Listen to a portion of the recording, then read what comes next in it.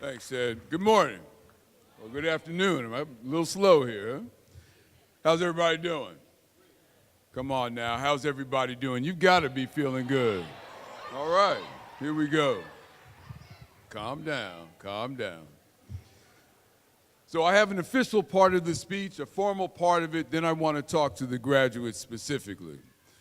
Distinguished guests, dedicated colleagues, proud parents, family and friends, and most of all to the members of Philadelphia's mid-year graduation class of 2011, let me say loud and clear, congratulations.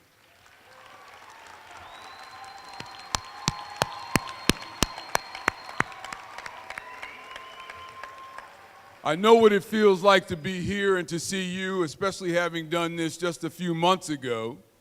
And I know it's got to be feeling good for you to be here, to be graduating, to wear the cap and gown.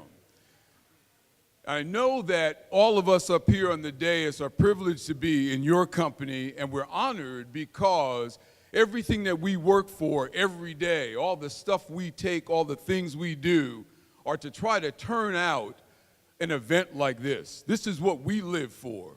So if you participate with us and we're doing the right things, then you get a chance to celebrate, and that makes it all worthwhile.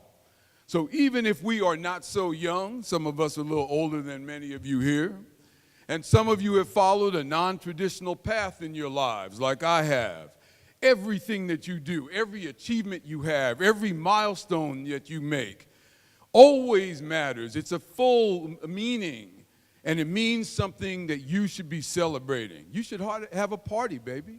Have a party for yourself. Think about what you've just done and celebrate like crazy. You deserve that celebration.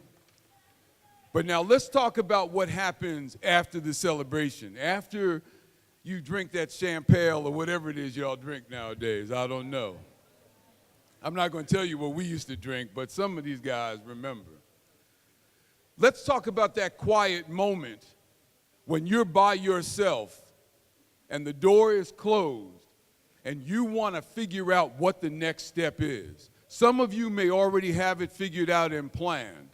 Some of you may not even have a clue. But for everything that you have done to this date, you need to reflect on this very moment and use this as the catalyst for something bigger. Now, I know that some of you feel that you have been discounted, you've been ignored, some of you have been put down. I've been there. As a fat kid from Englewood, New Jersey, wearing glasses, being bullied, going through all of that nonsense, having people say that you can't, to stand here in front of you and to say that not only I can, but I did, means something to me. And the reason I put it that way is because at some point in my life I understood that I needed to be educated in order to be elevated. You cannot do it just by thinking that you can play a piano and sing. You've got to have the ability to process those notes. You've got to have the courage to stand up in front of a group of people and say, I will perform even if I'm nervous. You've got to have the ability to walk into a crowded room like this and say to people, I am a graduate of a Philadelphia high school. I made it even when they said I could not. That is huge.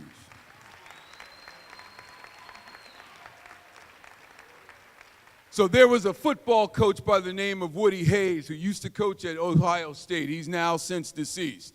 And he would say, in football, we always said that the other team couldn't beat us. We had to be sure that we didn't beat ourselves. And that's what people have to do also. They have to make sure that they don't beat ourselves. So that's Woody Hayes, a football coach who took it out on his players, but they all excelled. But let me tell you what Malcolm X said. Education is the passport to the future, for tomorrow belongs to those who prepare for it today. Now, most people don't associate Woody Hayes and Malcolm X, but that shows you what education will do. You can link those two things and make something out of it. There's a young man here. Is Lorenzo Thomas Jr. here? Where is he? Lorenzo Thomas Jr., where is he? Please stand up, sir. Now, here's why I'm calling him out. I just met your parents a few minutes ago. He's a graduate of Paul Robeson High School. He's going to Central Penn. And he was, what, 1 credit away from graduating? And he did it. He took what Woody Hayes said, he took what Malcolm X said, and he put it into action. Give him a hand.